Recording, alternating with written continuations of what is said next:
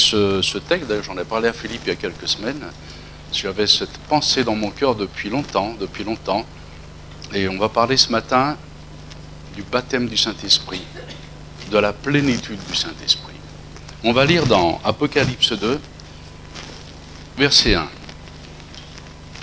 Écrit à l'ange de l'église d'Éphèse, voici ce que dit celui qui tient les 7 étoiles dans sa main droite, celui qui marche au milieu des 7 chandeliers d'or. Je connais tes œuvres, ton travail et ta persévérance. Je sais que tu ne peux supporter les méchants, que tu as éprouvé ceux qui se disent apôtres et qui ne le sont pas, et que tu les as trouvés mentors, et que tu as de la persévérance, que tu as souffert à cause de mon nom, et que tu ne t'es point lassé. Mais ce que j'ai contre toi, c'est que tu as abandonné ton premier amour. Cette parole, elle est pour toi, mon frère, ma soeur, elle est pour moi aussi. Seigneur, bénis ces instants, s'il te plaît, que tu puisses étendre tes mains d'amour sur chacun de nous parler par ton esprit, par ces simples mots, Seigneur, de ta parole, que nous puissions ressortir de ce lieu différent, Seigneur, en nous aimant davantage les uns les autres, en t'aimant davantage toi, Seigneur, et en aimant aussi ceux de l'extérieur. Que ton Saint-Esprit nous remplisse et nous renouvelle ce matin. Seigneur, pour la gloire de ton nom. Que ton feu puisse nous remplir ce matin, Seigneur, au nom de Jésus-Christ. Amen. C'est l'apôtre Paul qui a fondé l'église d'Éphèse. Nous venons de lire l'église d'Éphèse, vous voyez. Et Dieu montre dans sa parole, le Saint-Esprit, regardez quelle belle église. Je connais tes œuvres. C'est une église active. C'est une église où il y a des activités pour le Seigneur. Je connais ton travail et ta persévérance. Ce n'est pas une église qui reste assise simplement sur les chaises. C'est une église qui fait quelque chose de beau pour le Seigneur, bien-aimé. Je sais que tu ne peux supporter les méchants, c'est-à-dire que dans son cœur, il y a de la sainteté. Je sais que tu as éprouvé ceux qui se disent apôtres. C'est une église qui a du discernement, frères et sœurs. Que tu as de la persévérance, que tu as souffert.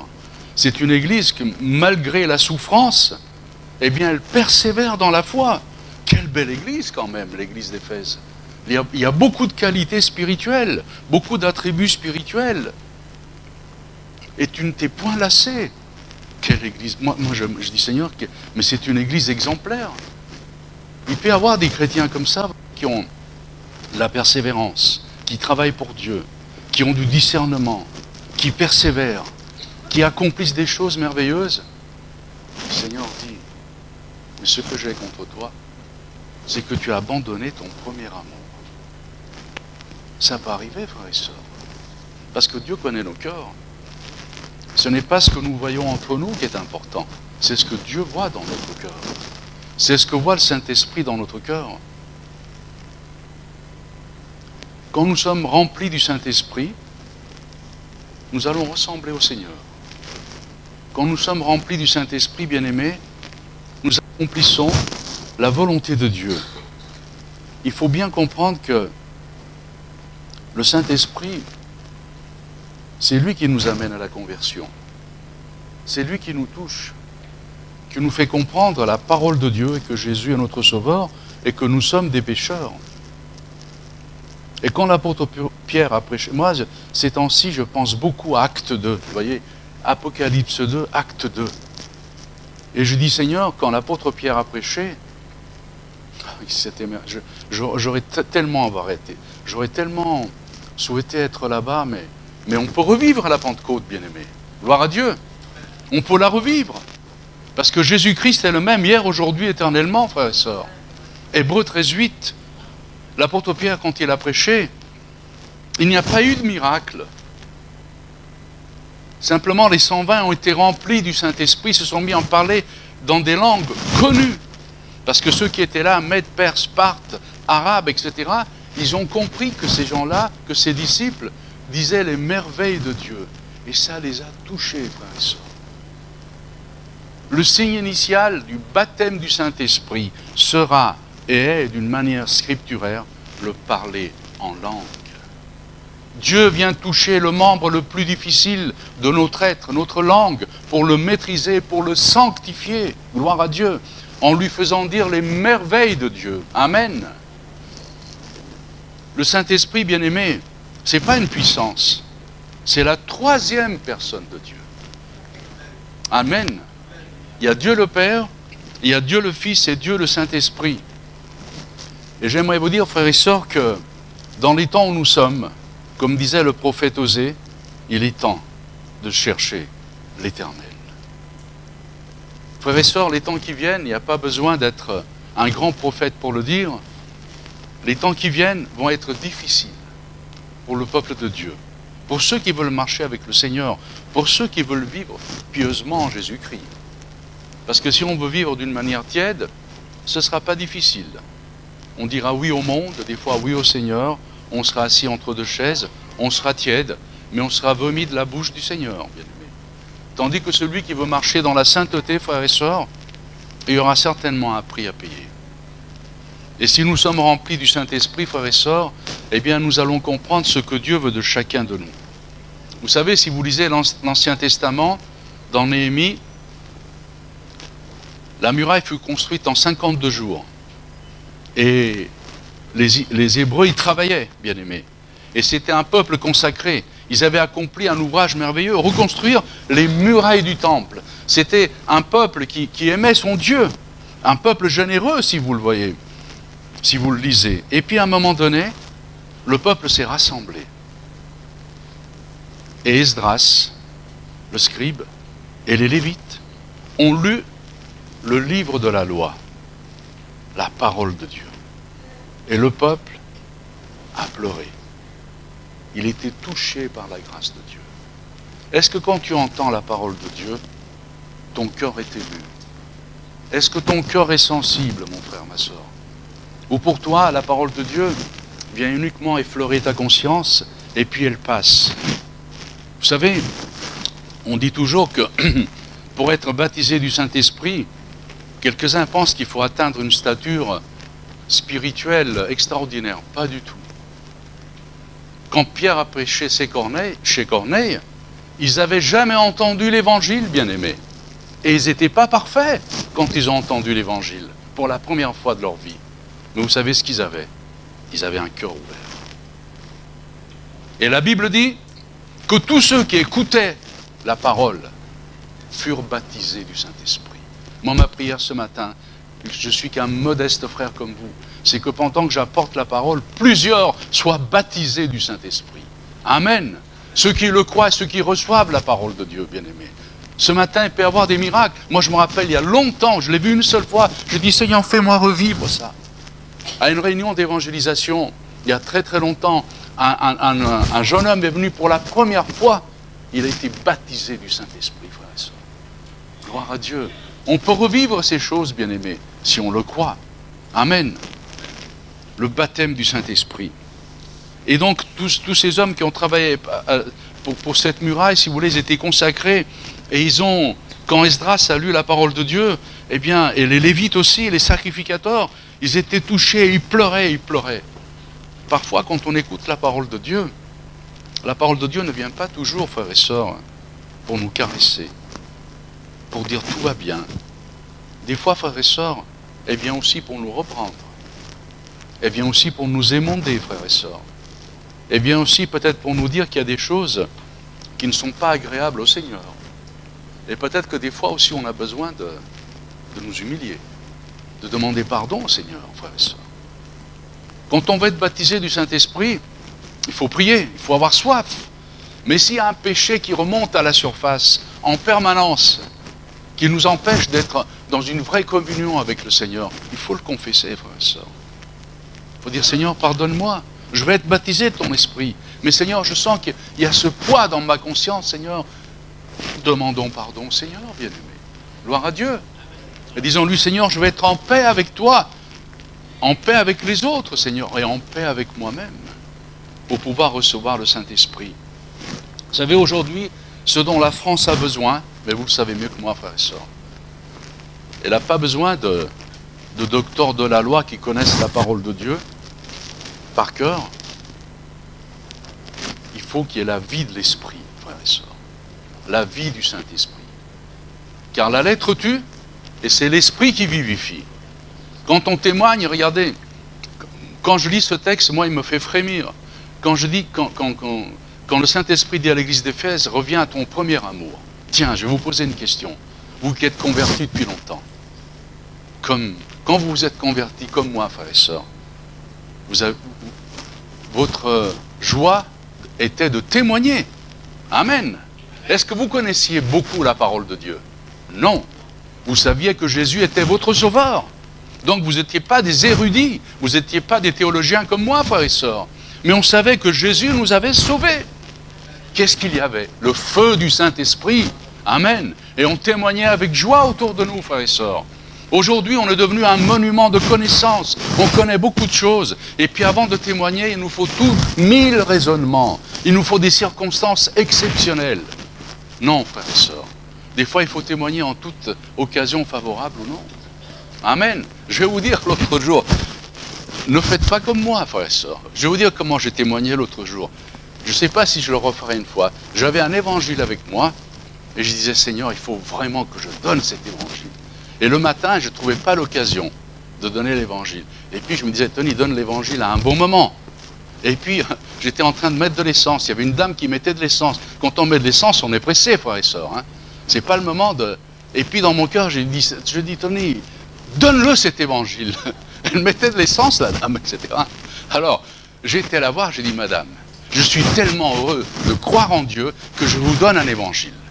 Et cette dame, elle a dit, Monsieur, vous me rendez heureuse. Et je l'accepte. Gloire à Dieu. Ne faites pas comme moi au poste d'essence, parce que des fois on est très pressé. Mais que le Seigneur mette des convictions dans votre cœur, frères et sœurs. Amen. Il faut que le feu du Saint-Esprit puisse nous animer. Et notre pays de France a besoin de chrétiens remplis du Saint-Esprit. Alléluia, frères et sœurs.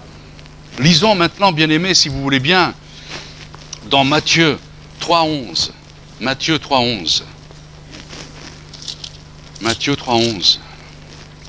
Jean-Baptiste, le plus grand homme considéré par le Seigneur.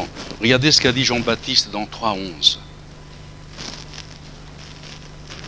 Il dira à Jean-Baptiste, moi je vous baptise d'eau pour vous amener à la repentance. Mais celui qui vient après moi est plus puissant que moi et je ne suis pas digne de porter ses souliers. Il vous baptisera du Saint-Esprit et de feu. Jean-Baptiste annonçait déjà à l'avance dans les évangiles que Jésus baptiserait du Saint-Esprit. Amen, frères et sœurs. Mais il faut avoir soif, bien-aimés. Il faut avoir soif. Il faut le désirer, bien-aimé. Il faut le désirer de tout son cœur. Il faut passer du temps. Et si je ne suis pas baptisé du Saint-Esprit, eh bien, je dois passer du temps à genoux. À l'église, oui, je peux prier, amen, dans des réunions de prière. D'ailleurs, tiens, je vais ouvrir une parenthèse qui risque de peut-être toucher et blesser quelques-uns.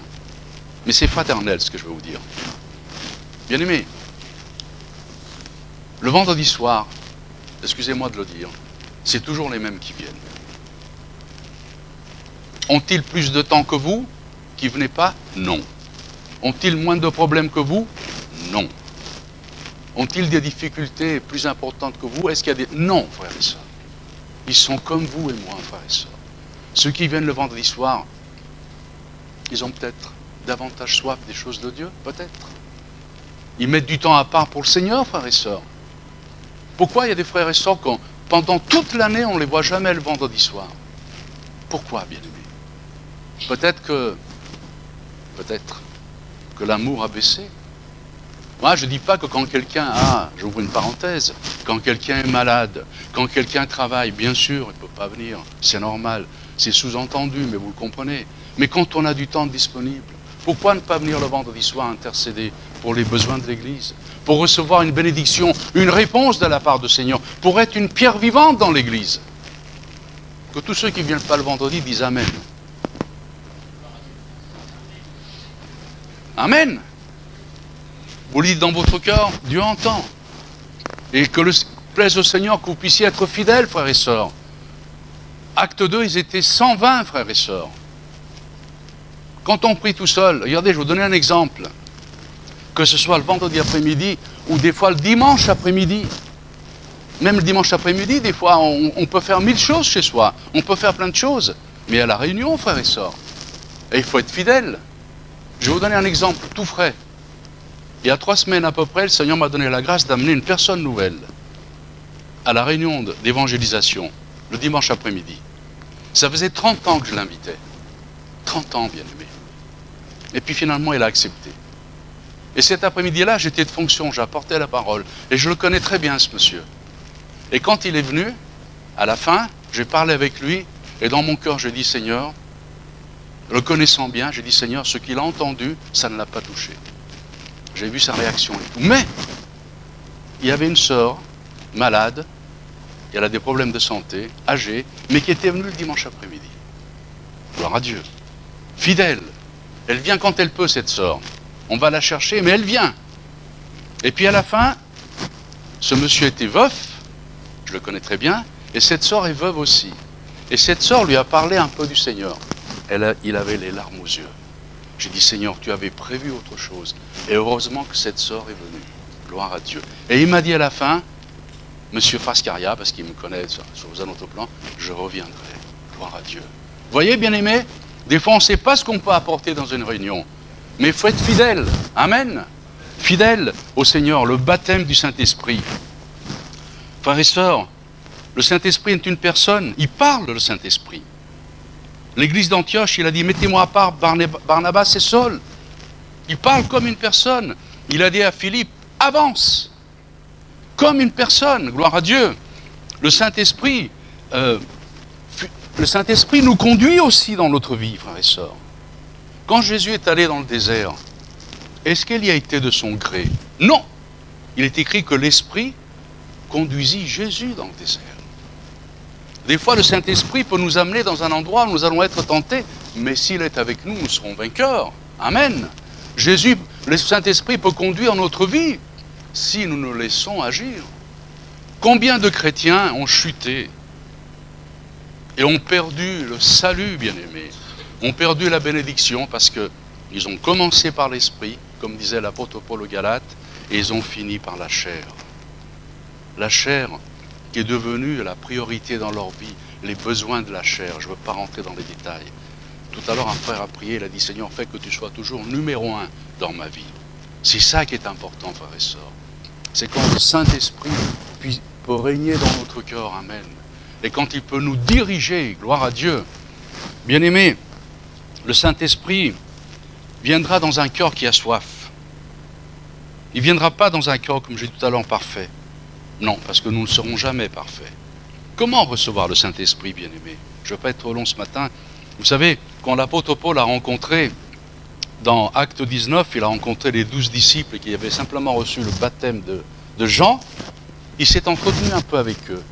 Et certainement qu'il s'est rendu compte que dans leur manière de répondre, de réfléchir, de raisonner, il a dit, ils connaissent la parole, etc., mais il leur manque quelque chose. On voit la différence entre un chrétien qui est rempli de l'esprit et un chrétien qui ne l'est pas, frères et sœurs.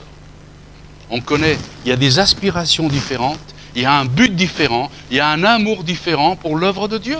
Ça se voit, bien-aimé.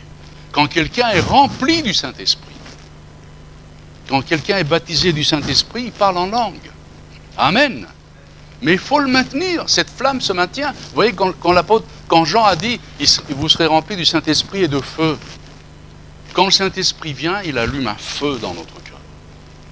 C'est l'amour de Dieu. Mais il faut l'entretenir, ce feu. Si vous avez une cheminée chez vous, si vous mettez une bûche, 2 bûches, ça va. Mais au bout d'un moment, les 2 bûches vont s'éteindre, il faut en remettre d'autres. Il faut que le feu se maintienne, bien-aimé. Et il faut alimenter notre cœur par quoi? Eh bien, par la parole de Dieu, par les réunions, par la prière, par l'évangélisation, par tout, pour tout ce que le Saint-Esprit veut pour chacun de nous. Comme Jésus. Quand vous avez un doute sur votre vie, regardez la vie de Jésus. Elle est belle. Le Seigneur évangélisait, le Seigneur priait, le Seigneur aimait, le Seigneur pardonnait, mais le Seigneur était saint aussi. Amen. Le Saint-Esprit, bien-aimé. Comment le recevoir, bien-aimé? Eh bien, en le demandant. Demandez et vous recevrez. À un moment donné, les disciples étaient vraiment affaiblis parce que Jésus avait été crucifié, puis il est écrit dans Jean 22 qu'il souffla sur eux, mais ce n'était pas le baptême du Saint-Esprit parce qu'ils n'ont pas parlé en langue. Et puis plus tard, dans Acte 2, là, il leur a dit, vous attendez, et dans quelques jours, vous recevrez une puissance de Saint-Esprit survenant sur vous. Et puis l'apôtre Pierre précisera une chose. Dieu donne le Saint-Esprit à ceux qui lui obéissent. Amen. À ceux qui lui obéissent, frères et sœurs. On peut être baptisé du Saint-Esprit même ce matin. Est-ce que vous le croyez, frères et sœurs? Amen. On peut être baptisé et renouvelé dans le Saint-Esprit. Et c'est tellement important. Vous savez pourquoi c'est important? Je me suis dit, Seigneur, c'est vrai, nous parlons en langue, Seigneur. Gloire à Dieu. Le parler en langue devient une source d'édification. Amen. C'est vrai, Seigneur, que quand nous sommes baptisés du Saint-Esprit, nous pouvons exercer les dons spirituels si tu nous les accordes, Seigneur. Parce qu'il y a 9 dons spirituels. Je ne vais pas rentrer dans le détail, il y en a 9. Des dons de révélation, des dons de puissance et des dons vocaux. Tu peux accorder tout ça à ton peuple, à ceux qui le désirent, selon la volonté du Saint-Esprit. J'ai dit, Seigneur, mais pourquoi c'est si important? Et puis j'ai trouvé un verset merveilleux, bien-aimé. Amen. Romains 5,5. L'amour de Dieu est répandu dans nos cœurs par le Saint-Esprit qui nous a été donné. Parce que quand je suis rempli du Saint-Esprit, je suis rempli de l'amour de Dieu, frères et sœurs. Amen. De l'amour de Dieu. Et de quoi les gens ont besoin aujourd'hui? Ils ont besoin de l'amour de Dieu, frères et sœurs. De chrétiens qui aiment. Amen. L'amour de Dieu. Vous vous rendez compte? Quelle grâce, Seigneur. Être rempli du Saint-Esprit et être capable, non pas d'aimer comme toi, Seigneur, mais avoir un peu de ton amour, Seigneur, pour le répandre autour de moi. Mais c'est merveilleux, frères et sœurs. Amen. Être rempli du Saint-Esprit, frères et sœurs. L'Esprit sera toujours en parfaite harmonie avec la parole. Gloire à Dieu. Ça n'existe pas les ultra-spirituels, frères et sœurs. Ceux qui disent, moi je vis que par l'Esprit, et d'autres qui disent, je vis que par la parole. Non, il faut vivre par l'Esprit et la parole. Gloire à Dieu. Parce que l'auteur de la parole de Dieu, c'est le Saint-Esprit. Amen. Le Saint-Esprit est toujours d'ailleurs l'épée de l'Esprit. C'est la parole de Dieu. Alléluia, frères et sœurs. Vous savez, je vais vous, encore quelques minutes, un réveil, M. Ferris disait, un réveil, nous pouvons l'avoir quand nous le voulons. Dieu est toujours prêt. Ça dépend de notre disposition de cœur. M. Burki disait, le mouvement de l'esprit ne peut pas vieillir, parce que l'esprit de Dieu ne vieillit pas. Et M. Quintin disait, le lieu de prédilection du Saint-Esprit, c'est l'Église. Amen, frères et sœurs. Le Saint-Esprit se manifeste dans l'Église. Les dons spirituels se manifestent en général toujours dans l'Église. Gloire à Dieu. Vous savez comment les réveils ont eu lieu? Tout à l'heure, je vous ai cité exprès, dans l'Ancien Testament, Néhémie, quand le peuple écoutait la loi, qu'il était touché par la lecture de la loi, parce que la parole de Dieu pénétrait son cœur. Souvent, les réveils, les plus grands réveils ont eu lieu parce qu'il y a eu des disciples, des chrétiens du Seigneur, qui ont reçu la parole de Dieu. Amen. En 1901, dans une ville qui s'appelait Topeka, au Kansas, il y avait une école biblique. Quand les écoles bibliques sont appuyées par le Saint-Esprit et la parole, moi je suis favorable, quand elles sont bien structurées. Et il y avait donc des étudiants qui étudiaient Acte 2, mais ils n'avaient pas vécu l'expérience du Saint-Esprit. Et juste le jour du Nouvel An, il y a une jeune fille qui étudiait Acte 2, et disait, mais ils ont parlé en langue, alors moi aussi je peux parler en langue. Elle est allée voir le pasteur, elle a dit au pasteur, priez pour moi, imposez-moi les mains, parce que je veux parler en langue. Mais c'était des pasteurs, si vous voulez, qui n'étaient pas pentecôtistes, mais ça fait rien. Devant l'insistance de cette jeune fille, il lui a imposé les mains, et la jeune fille s'est mise à parler en langue. Et puis il y a 12 autres étudiants qui sont arrivés, ils ont dit, mais nous aussi, on veut expérimenter ça, alléluia, ça c'est la soif, bien-aimé.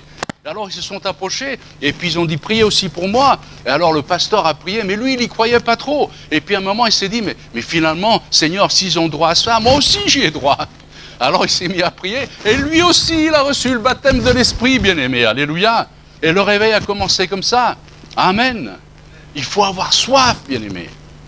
Il faut un temps à part pour le Seigneur, pour recevoir le baptême du Saint-Esprit, parce que Dieu est jaloux de son Esprit. Quand je suis rempli du Saint-Esprit, je glorifie Dieu. Amen, frères et sœurs. Quand le Seigneur a dit, dans Acte 2, il a dit, vous serez mes témoins. Un chrétien rempli du Saint-Esprit, il fait comme l'apôtre Pierre. Vous savez ce que faisait l'apôtre Pierre? Moi, ce verset me bouleverse. L'apôtre Pierre était... Moi, j'aime beaucoup la vie de l'apôtre Pierre parce que il était à la fois fragile, mais il était fort. Parce qu'il avait Jésus en lui, il avait le Saint-Esprit. Et quand il a été rempli du Saint-Esprit, c'était plus le même homme. Hein. C'était plus le même homme. À un moment donné, il a dit ce verset merveilleux. Les sacrificateurs lui ont dit, quand vous sortirez, je résume, ne parlez plus de Jésus, tout ça, etc. Et il a dit, non, nous ne pouvons pas ne pas parler de ce que nous avons vu et entendu. Amen. C'est impossible à un chrétien rempli du Saint-Esprit de ne pas parler de Jésus. C'est impossible, frère et sœur. Vous êtes d'accord avec moi? Amen. Et puis le Saint-Esprit distribue ses dons à l'Église. Oui, moi je suis comme vous, je prie pour que dans l'Église, il y ait des dons de guérison. Amen, frères et sœurs. Pour qu'il y ait des dons de discernement, des dons de sagesse, des dons de connaissance. Parce que l'Église peut avancer. Des fois, il y a des dons qui peuvent changer l'histoire d'une Église. Amen. Regardez quand Barnabas et Saul priaient, le Saint-Esprit est venu, il a dit, mettez-moi à part. Et Barnabas et Saul sont partis comme des missionnaires. Sur l'ordre du Saint-Esprit. Gloire à Dieu.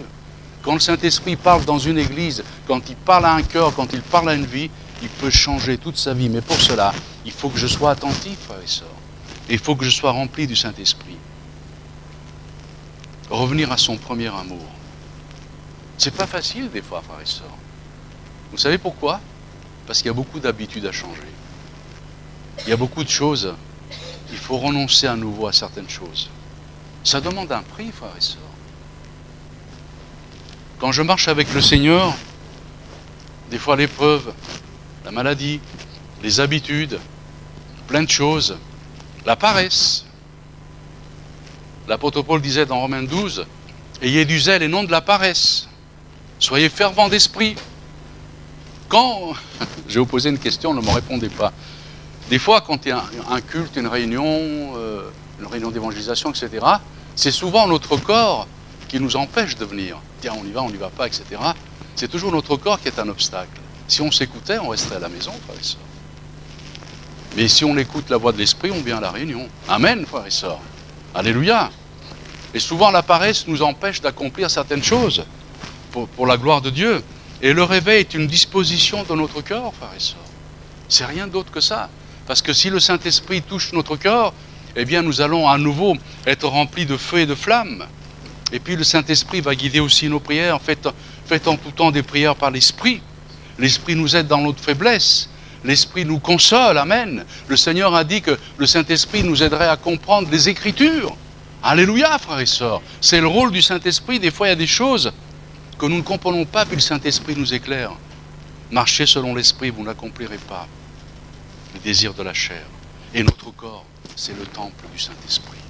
Amen, frères et sœurs. Le temple du Saint-Esprit, un temple de prière, frères et sœurs. Puis l'Esprit dira une chose dans l'Apocalypse, peut-être la prière la plus importante dans l'Apocalypse. L'Esprit et l'Église disent, viens Seigneur, gloire à Dieu. L'Esprit désire le retour de Jésus-Christ et l'Église aussi.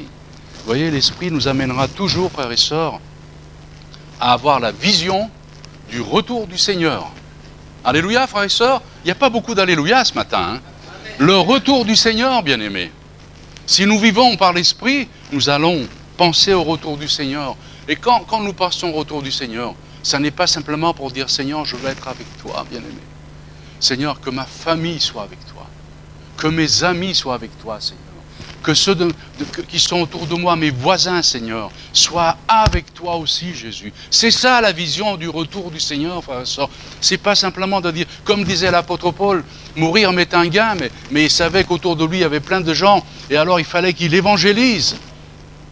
C'est ça, frères et sœurs, la vision du retour du Seigneur. Mais on ne peut pas l'avoir de nous-mêmes si le Saint-Esprit ne la met pas dans notre cœur, cette vision. Et c'est aimer les autres, ceux qui nous entourent, frères et sœurs. Quand le Saint-Esprit nous saisit, frères et sœurs, il y a toujours un prix à payer.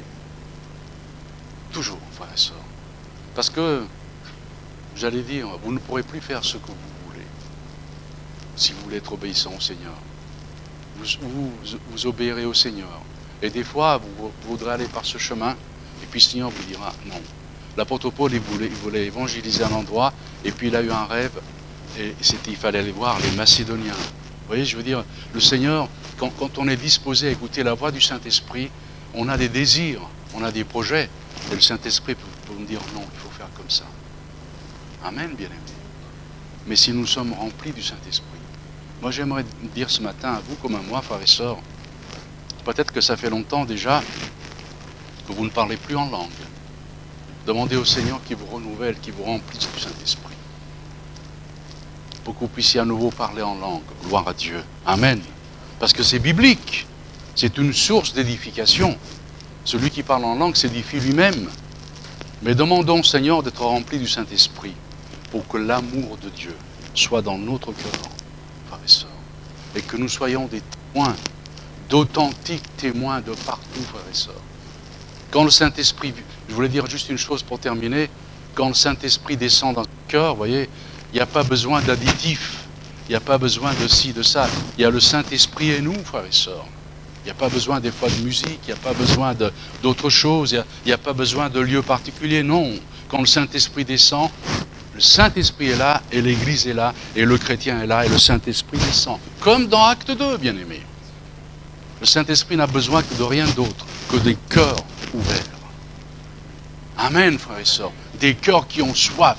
D'ailleurs, Jésus dira, ah Seigneur, il dira, si quelqu'un a soif, qu'il vienne à moi, et des fleuves de vie couleront de son sein. Si quelqu'un a soif, bien-aimé. Alléluia, frères et sœurs. Si nous avons soif, moi comme vous, frères et sœurs, je veux voir la gloire de Dieu autour de moi, dans ce pays de France qui en a tant besoin, frères et sœurs, dans ce quartier où nous vivons, frères et sœurs. Vous regarderez et je termine, dans Acte 2, quand il est cité tous ceux qui étaient en visite à Jérusalem, au dernier, il y a marqué, il y avait des Arabes aussi. Et nous aimons le peuple arabe. Amen. Amen. Personne dit Amen. Nous aimons le peuple arabe. Et nous prions pour qu'ils soient sauvés. Mais ils ont besoin de rencontrer des chrétiens qui soient remplis du Saint-Esprit. Amen, frères et sœurs. Voilà, on va s'incliner devant Dieu. On va continuer à adorer le Seigneur et prier selon votre cœur ce matin. Amen. Seigneur, merci pour ces instants bénis que tu nous donnes, Seigneur. Nous voulons vraiment t'adorer, Seigneur. Nous voulons vraiment être à tes pieds comme des disciples et pouvoir invoquer ton nom, Seigneur. Remplis-nous du Saint-Esprit ce matin, Seigneur. Renouvelle-nous, Seigneur, nous en avons besoin. Et qu'à ton nom soit toute la gloire, Jésus. Bénis ton peuple, Seigneur. Que personne ne soit privé de ta grâce, Seigneur. Que ce matin, il y ait des miracles et des baptêmes, Seigneur. Des renouvellements dans l'esprit, Seigneur. Que tu puisses apporter des réponses et que ton nom soit élevé. Au nom de Jésus-Christ. Amen. Amen.